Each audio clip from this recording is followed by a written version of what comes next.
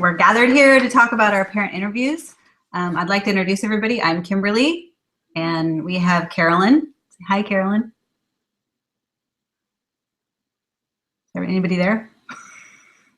Christy, hi. And Alicia. For our first question, we have briefly share some points of the interview, who you talked to, their child or children, and what you found out. Christy, would you like to go first? Sure. I talked to one of my friends. She has 3 children that are 14, 10, and 2. Her middle one is a boy, and he's diagnosed with autism.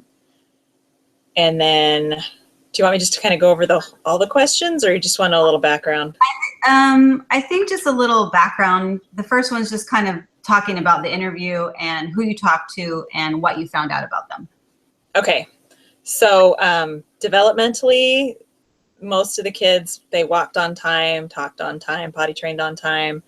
Her middle son did have some delays with his speech. They thought it was fluid on the ears, but it was probably also part of his autism. And then his speech was a little delayed, but the other 2 were very typical developmentally. So there. Great. Thank you for sharing. Alicia? So I talked to this lady from my church that I'm in Activity Day Girls, so I'm close to her mom because I have her 2 little girls in my class. Her oldest is 11 years old. She has Down syndrome. And then her second oldest is 9 years old, and she also has Down syndrome, autism, and sensory processing disorder.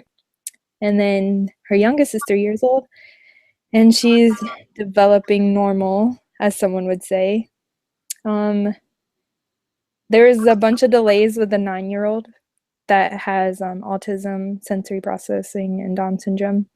She still doesn't talk that much, but with her other 2 kids, like, they were right on track with everything. Even though her oldest has Down syndrome, she still was right on track with everyone else, and that has never been an issue for her. And then her 3-year-old is developing just right on track. That's great. Thank you. Carolyn? Okay, so I interviewed this lady in our ward. She has 3 children. She has 2 girls and a boy, and it's her son that he's been initially evaluated for autism, but he is autistic, and he developed typically up until speech, and that's when they saw their first warning signs. And his speech patterns were not typical. He would memorize whole phrases or parts of videos, and that's what he would use as his speech. It's called scripting, and that's a form of stimming for in the autism world. He tries to use them as his own speech, and he can put them in a conversation, but they don't actually fit in the conversation because he doesn't actually understand the phrases and the words that he's using. So when he was 3.5 years old, they took him to Child Find, which is a county service through the schools. You can have your children evaluated, and it doesn't cost you anything. And they recommended that he go to preschool for autistic children, where he attended for 1 year, and then he graduated into what is called a non-categorical special ed preschool. And now he is in, and he is in an inclusive classroom, which is a classroom that has both neurotypically developing children and children with IEPs, or individual education plans, those that have some sort of developmental delay. And so there you go. Thank you. I interviewed a friend of mine that has 3 children, and her older 2 are typical. And her youngest, who's 8 years old, she's about 50% globally delayed. And she suspected something fairly early on because her daughter just slept all the time. Like, up until she was 18 months, she was sleeping like 18, 19 hours a day. And they took her to the pediatrician, to a regional center, which is, does evaluations for development around here and also provides services, the school district. They did specialists, and then ultimately they took her to a chiropractor where they saw results. It's kind of an interesting story. She had, in the beginning, somebody from church. Is everybody LDS in this group? Yes. So she was at church and a gentleman came up to her and said, is your baby healthy? And she was a little taken aback. And she's like, well, we have some concerns, but, we're seeing a specialist and things like that. And he said, well, I'm actually going to school to be a chiropractor. And I think your baby, her coloring doesn't look right. And I think, would you be interested in learning more information? She's like, well, not right now, because we're going to see a specialist. And I think we've got everything we need right now. And so ultimately he ended up becoming their home teacher.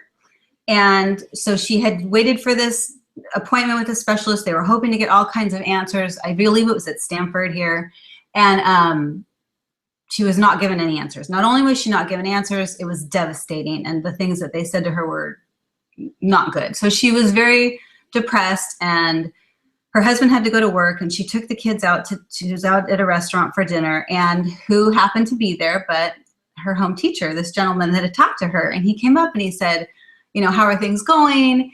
And she's like, well, it's funny you say that. We just had the meeting with the appointment with the specialist today, and there's no answers. And I'm, feeling very, very dejected and depressed about this. And he said, well, if you're interested, I'm going to school to be a chiropractor, but there's an instructor that specifically works with children. And I think that, maybe she could help you. So she ended up meeting with her, and they took x-rays, and it turned out that the baby's second and third vertebrae were twisted and compressed. Like a normal neck would be like this, and hers was like half of that. So they started doing sessions, and she was already almost 2 years old. And they started doing sessions, and within 2 weeks she was walking, whereas before she wasn't really moving much at all. And so they started to see improvement, and what they had concluded was that she was probably sleeping so much because her body was trying to heal from this compression, for whatever had happened. So she's 50% globally delayed. But my friend feels that as time has gone on, although it's been very small, she feels that the gap is closing. But like she walked at 2, she didn't talk until she was 4. She's pretty much, she's pretty delayed. But anyway, that was my interview, and that's the child that I talked about.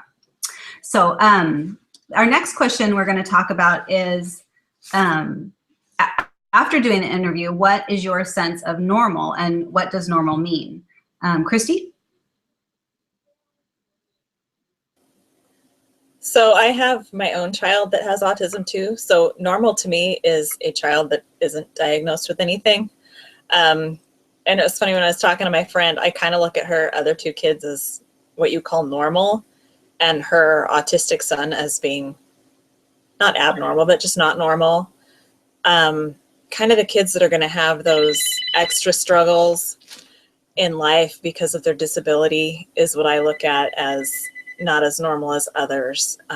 Her son and mine both face social struggles. Her son doesn't recognize different emotions, and he doesn't recognize that sometimes it's not appropriate to ask people questions like, how did you get so fat? He does not understand any of that social stuff. And so that makes him unlike your typical child. I guess that's probably how I would define normal, is a typical developing with all the things you would expect. Another issue she said that he has is a schedule problem. Autism kids are schedule kids, but this one wants his schedule. And so there's a lot of things they struggle with him because of his disability that they don't have to struggle with their other 2 children, who her youngest is 2. And so they're still thinking she's typical, but they'll go get her screened because you kind of do that once you have one. But everything her daughters both do is what you'd see any other child do their age. It's her son that kind of sticks out in a crowd. No, thank you. Alicia? For me, like I struggle with this question because like I think each child is unique in their own way and they're normal in their own way. So I don't know. When I was like talking to the parent and I was like, I didn't want to, like, I almost was walking on eggshells to be like, oh, so does your child do this? Does your child do this? Like, and she's like, yeah, like she reads, she writes, she does this. And I was just like almost taken back, like, wow, like, you know, for me, I always thought that like, I don't know, I'm stereotypical, like with like when it comes to like different diseases or diagnoses, like does your child, can she walk, can she talk and stuff? So I don't know. I kind of struggled with this a lot. And I think that doctors play a huge role in this, giving like the brackets of what children should be doing at what age and stuff. And, you know, it's important for them to, but then again, like I just feel like each child's unique in their own way and, you know, they'll find their sense of normal and they'll fit in. Thank you. Carolyn? Okay. Yeah, like Christy, I have a son that's autistic. So for me, what is normal is what is normal for my son. And so I don't like to use the word normal. I usually use the word typical or neurotypical or typically developing, because for my son to walk down the street and go, wow, that lady's fat, without, he has no social, his autism is called Asperger's syndrome, which means he's very, very smart academically, but has no social skills whatsoever. And we've been working on them since he was 3 years old, and he's 21, and he's still. So I don't think there is anything called normal. I just like to use the word typical, because a normal day for me is not a normal day for anybody else. But a typical day is something that's different. And I agree with Alicia. I think all kids find their own sense of what's normal for them or what makes them feel comfortable in their own skin. My 2 cents. Thank you. When I answered this question, I really kind of thought about it in terms of like the definition of normal. And I think my sense of that means like usual or average, if you were to take a large group of just your average, you know, population. And I think that would mean hitting milestones within a certain time period. And I also feel that the use of the word normal is maybe would mean able to increase their responsibilities until ultimately they would be able to completely be independent. And that would be without accommodations being made. Now, that being said, I also feel that, you know, as Alicia and everybody else has stated, that everybody has unique challenges to overcome. And then in also thinking it also made me think in terms of like all special needs children, that within that, it's very difficult to have like a normal special needs child, if you understand what I'm saying, because that in and of itself brings a whole new set of issues, because each child that has special needs is truly unique and special. So you can't necessarily put any child that doesn't fit into a average or typical classroom into just another separate classroom, because they all have such unique, you know, abilities and, you know, challenges. So I thought that was an interesting question. So on to question number 3, parental awareness. Did you find that the parents were often the last to know if there was a delay or a problem with their child? And how did they come to that awareness? And did you get a sense of whether or not parents were receptive to receiving services? Christy? Okay, so my friend and I have different recollections of this particular time. It was very obvious that her child had some issues, and she did not want to hear it from anyone. They moved into the ward about a year after my son was diagnosed, and so a lot of the things that we were dealing with and we're seeing every day in our groups, I could see in her son. Oh. And there were a few other people at church that also had children on the spectrum. And one confronted her straight on, you need to get your child help. He is on the autism spectrum. And she did not want to hear her child was different. So fast forward to kindergarten, he was probably 3 then. When he went to kindergarten, he was put in a regular classroom, and it was glaringly obvious that her child was not like the other children. The school teacher and the school counselor finally called and said, you need to come watch your son in a classroom setting. And then she realized, oh, this isn't what a typical 5-year-old does. And so they started going through the process at the school of evaluating him and to see if he qualified for any type of services other than the speech he was getting. And she started taking him to get diagnosed. She was using a children's therapy unit we have here in the area, and he was diagnosed with moderate autism. And the school was providing, he's on an IEP. They provided speech for him, of course, and social skills, small groups, a lot of one-on-one with a para-educator. They ended up putting him into a district program, which puts the child into a gen ed class, but also pulls them out as needed and provides support for behaviors and stuff. And that's the program I work in now. So I did work with him a little bit as a 3rd grader. And she kind of went through a period of mourning. I think it's pretty typical for most parents that find out that, you know, the idea you had for your child's life is going to be different now. And she went through a period of mourning of, is my child going to hold down a job? Will he, you know, everything. When they put the baby in your arms, you have all these ideas for what they're going to do with their life. And those ideas are now different. Maybe not gone, but they're certainly different. And so she kind of went through that, the morning like she'd lost a child, but then she fasted and prayed a lot and learned to recognize his strengths and works with his strengths. And they still work on other things too, hoping that, you know, he'll be able to go on a job interview and get a job. And she worries that he may never move out of the house, and get married, but she's not so worried about it now that it preoccupies her time. She's just working on making him the best boy he can be and supporting him as he grows. That's great. Thank you. Alicia?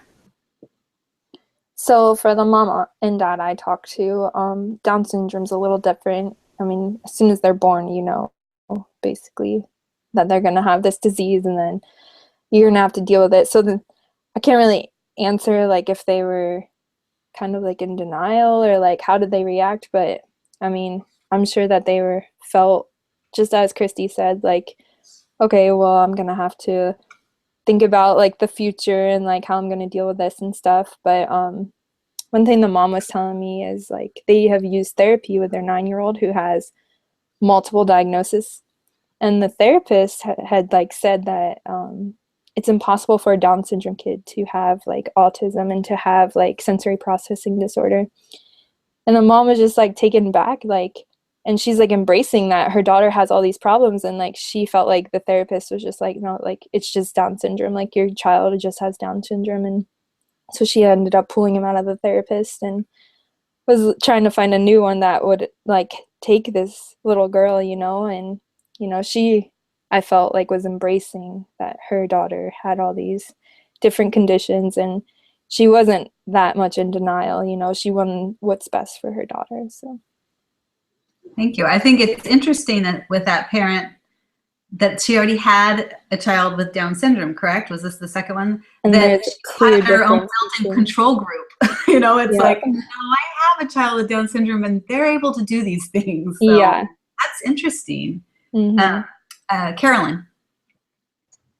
Okay, so my parents are the ones that noticed that he was having the delay, and they're the ones that got proactive. So they did the evaluations. They were the ones that said, no, this isn't the way that other children have developed that we've seen. This is their oldest, so they really didn't have anything to compare it with other than other children they had seen. And see. I actually think parents are the first ones to know. I was the first one to know about my son, but you can't get anybody to listen to you. Your first child, because what do you know? So sometimes I think that parents they're the first to know, but it takes us so long to listen and to follow up and to let the parents need to do to get their children help. I shared this with this parent because it was shared with me when we found out our son was autistic. When you find out your child has a special need, it's like, okay, all your life you have planned to go to Switzerland and you've learned how to speak Swiss, you know how to navigate Switzerland, you've got the clothes for Switzerland, you're going to Switzerland, you've booked your trip to Switzerland, you have your tickets to Switzerland, you're going to Switzerland, and you're on the plane, and then the pilot says, guess what, we're going to the Bahamas. Wrong with the Bahamas, you're just not ready for the Bahamas. And I think sometimes that's what happens with parents. That's why they seem to be in denial. They have go to Switzerland and now they find out their plane's going to the Bahamas, and it takes them a little bit of time to catch up. And I think that's a couple. If they know their child has a speech delay, they know their child shows some autistic behaviors, but they're not quite ready yet to take that step to have him get an official autism. And I think that's fine, because it's line upon line, precept upon precept, but they have definitely embraced that their son does have a special need, and they're getting him not only help at school, but they also are having him have private speech and have done things that will support their child. They're not trying to make him any different than he is. They're just trying to make him the best 5-year-old him that he can be. Thank you. So there you go. Thank you. I agree with Carolyn. I think that the parent is usually the first to be aware of it. And I think even a parent, maybe in the case of Christy's friend, that it's probably just that denial is stronger, but it's not that they don't see, it's not that they haven't seen it. And they may question it, because I feel that, even with my older children, because I also have a son that is on the spectrum. He's super high functioning, so it was really took a long time to get there. But regardless, you just know, you just know, and with like my friend with her baby, who just has this global, delay.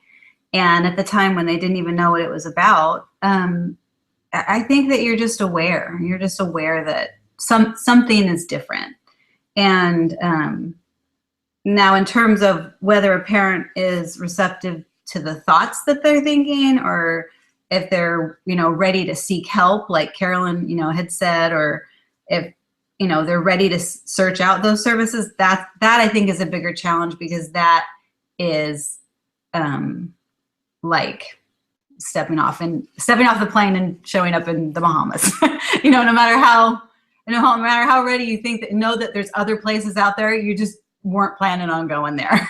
So I agree.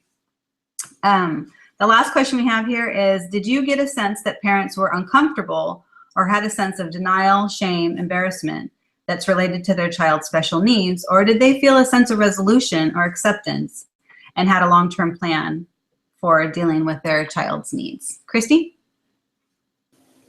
I think mine, once there was finally a diagnosis, there was no more denial.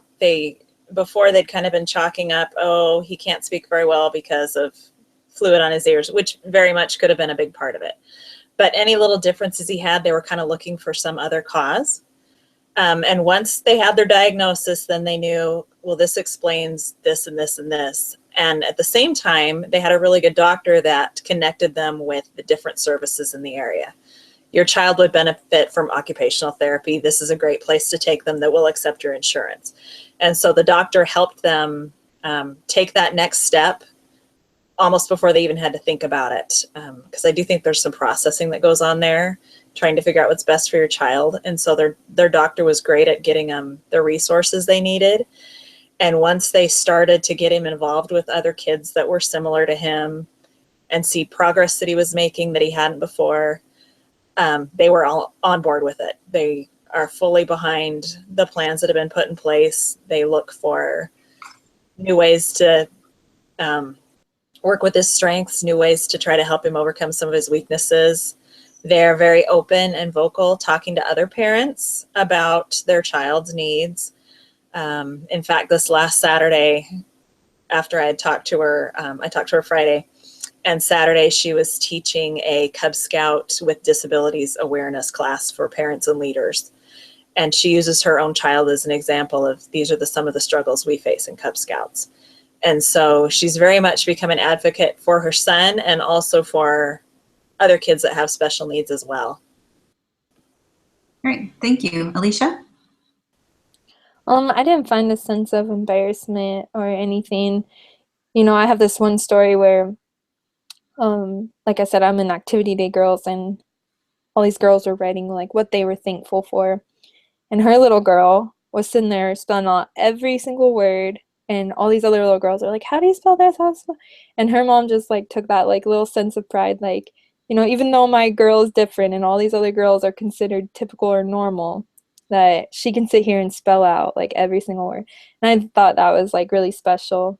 And you know, she is wonderful, embracing like their differences and everything. The only thing I think she struggles with is maybe she's like embarrassed of herself is if she's doing things right, if she's like making sure that they're getting the right schooling, the right education and stuff. So that's the only thing I feel like they are like, oh, I'm embarrassed to say like I homeschool them. So Great. Thank you. Carolyn? Okay, I did not get a sense that I was embarrassed or uncomfortable with their son's autism.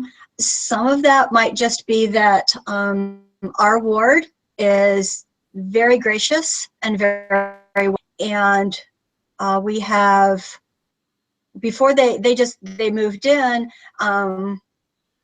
we already had 3 autistic children, a Down syndrome, several ADHD kids.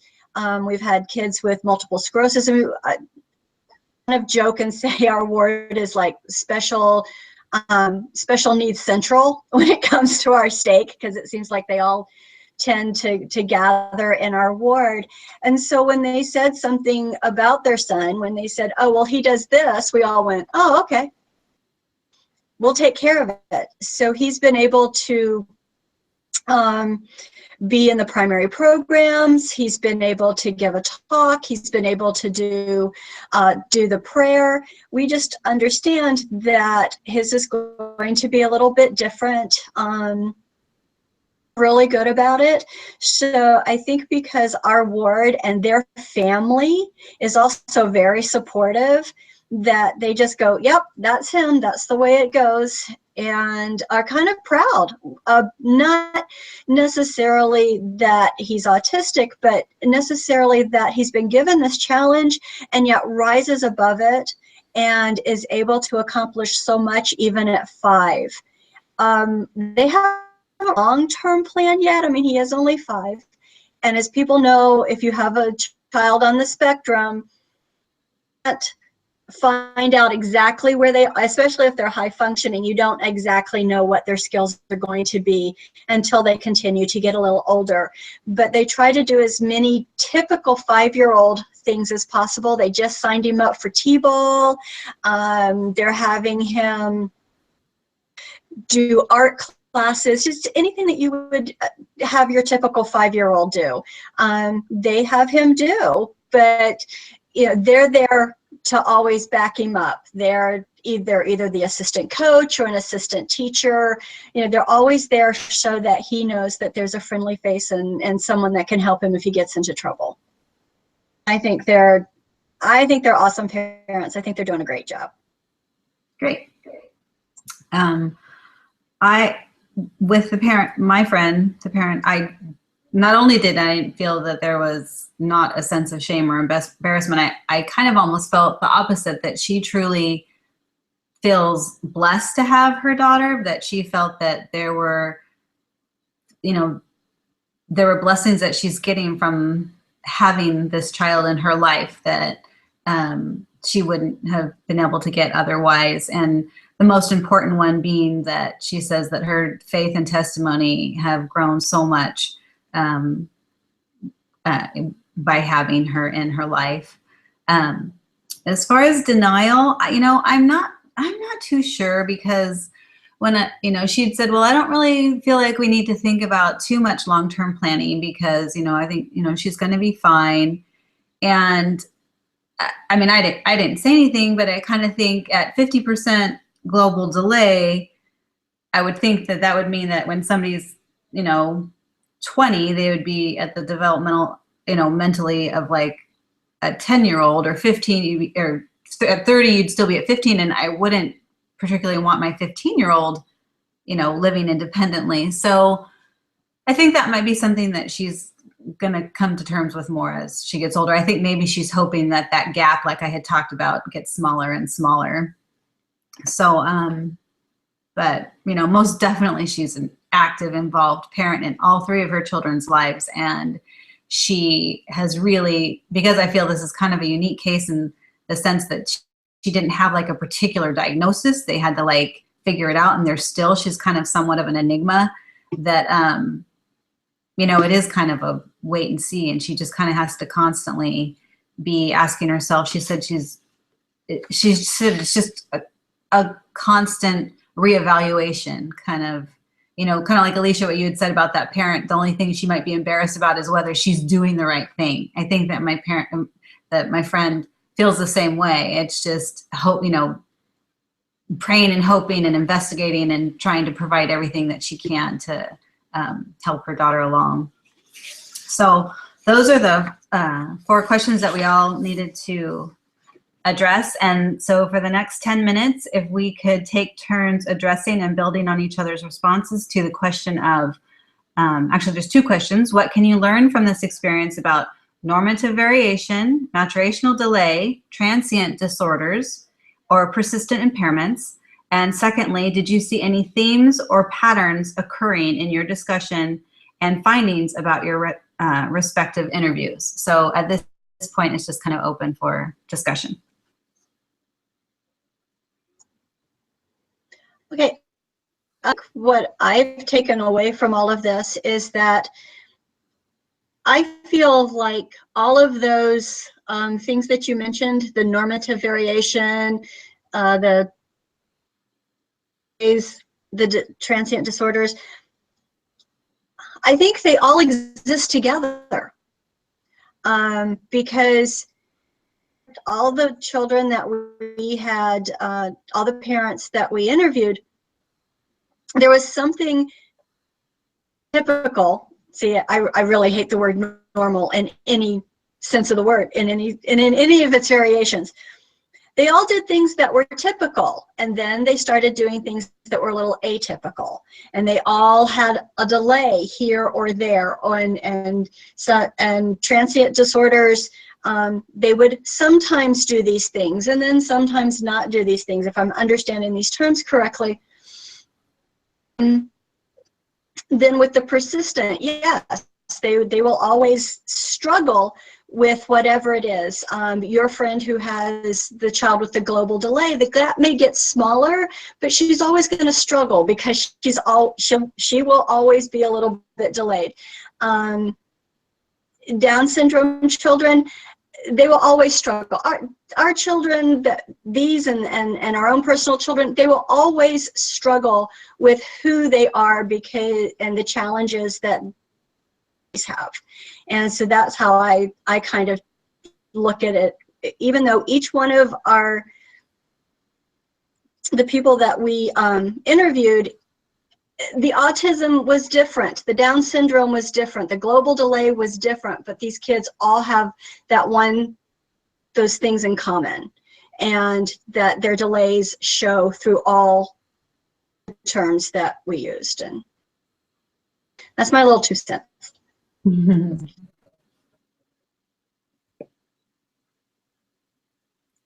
Anybody? Well, I just want to kind of add, like, my coming from someone who doesn't have children yet, and talking to this parents, like, there's testing that you can do to find out if the baby you're carrying has Down syndrome or not. And, you know, I see on Facebook all the time, like, her, like, kind of just, like, shutting it down and like, talking about these girls who, like, abort their babies if they found out that they do suffer from Down syndrome. And I just, like, couldn't imagine that, like, stress or worry, having those tests done, and, you know, and then finding out your kid does have Down syndrome. And then, like, I would just rather just have the baby and, like, find out when it gets there, and then you'll just take everything in. And I think, like, that's kind of my takeaway from this whole experience, is, like, you just got to embrace it and take each day at a time with these children who are not typical children.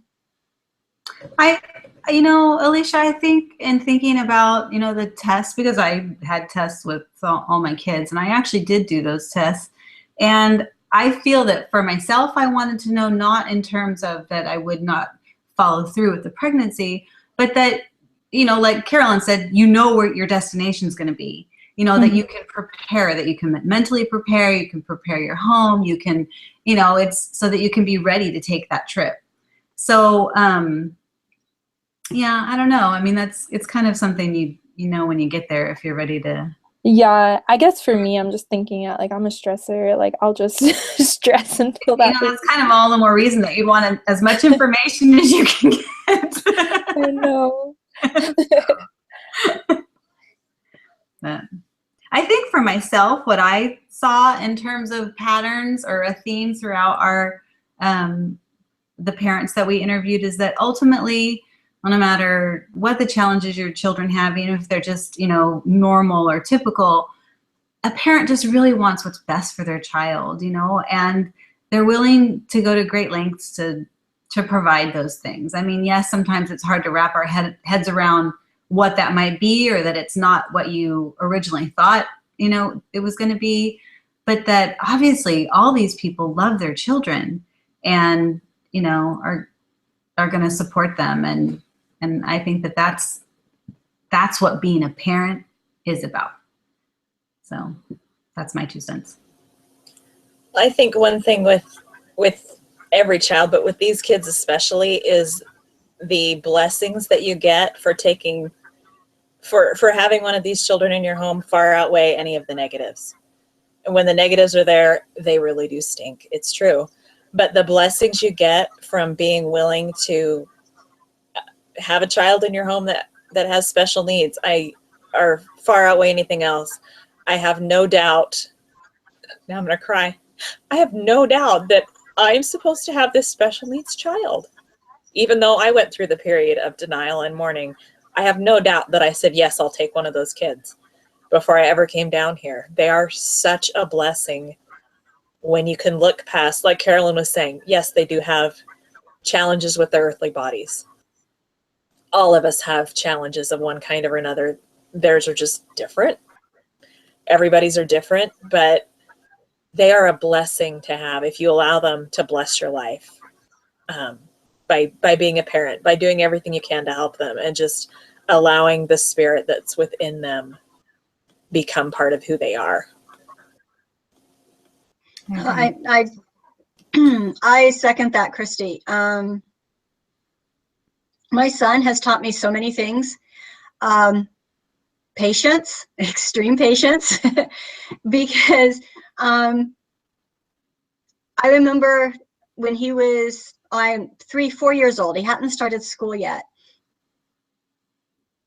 The dust come down in a sunbeam. And he had been watching it for 45 minutes down with him, and he and I just sat and watched, and now I'm going to cry, Christy, just like you did, watch the sunbeam come down, and he sees the world in such a different way than that. And just to watch the world through his eyes has just been such a blessing. And my daughter also has a learning disability. Her learning disability is doesn't talk to her long-term memory. So anything that she learns basically when she goes to sleep at night. If you've ever seen that movie 50 First Dates with Drew Barrymore, where she goes to bed and her day starts all over again, well, that's kind of like how my daughter is. And to get her through school was just horrible because it's not something that you can see. It's one where you have to take data on it. You can't test for it. You can't. There's no spectrum for it. It's just this little unique thing where one part doesn't talk to the other part. She is so funny, and she is, yeah, I have long-term memory loss like Dory. It's okay. And I really think, I don't think I've mentioned it, my children are adopted. And I really do think, like Christy says, that Heavenly Father said, okay, you're going to be a mom and these are going to be your kids. And I'm pretty sure I shouted for joy because they are just awesome human beings, and I cannot imagine them being any different. Their abilities or different abilities, whatever you want to call them, are just as big a part of them as their blue eyes, their brown their brown eyes, or their 6 foot tall characteristics are. This is part of their characteristic. This is what makes them them. And if you take it away, I feel like I will lose the best part of them. A lot of mothers who have kids with special needs feel that way. If you take them away, if you could cure that part of them, you're taking away what is probably the best, most creative, wonderful part. I wouldn't have them any other way. I wouldn't have my kids any other way. So there you go. Thank you. So I guess now is the time for the summary. Okay, so I've been taking notes on our discussion, so I'll probably just go over the notes. One of the things we discussed was that we don't like the word normal. Every kid has their own normal. Every kid's going to find their own normal. We do prefer the word typical because there are typical developmental milestones, for instance. And a lot of kids meet those milestones, and a lot of them don't meet them, and so we would call them not typical or neurotypical. But the word normal we didn't really like that because no child is really truly normal. They're all unique. They're all different. And so we were using the word typical instead. These special needs children are blessings in our lives, whether they're diagnosed before they're born or after the child is born, you find out what their needs are going to be. If you allow them into your life and allow yourself to do everything you can for them, they are huge blessings. Another thing we noticed was that the parents of all these children kind of went through their initial, what do we do for the child? And then they took hold of the challenge and they're running with it. They're moving heaven and earth to get their child the help they need and to let them achieve all they can in this life. And these kids do struggle with challenges with their earthly bodies, as many people do.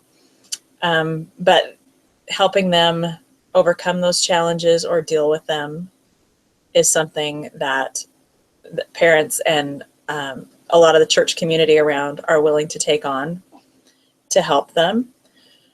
We found that normative variation and developmental differences, all those terms are kind of found in all the kids in one form or another. And so they kind of apply to everybody. And that these children see the world around them in a way that many of us don't. And so if we take the time to look at the world through the eyes of these children, we will learn so much more about the world that we live in. And I think that's about it. I think we've had a good discussion. Yeah, I think it was great.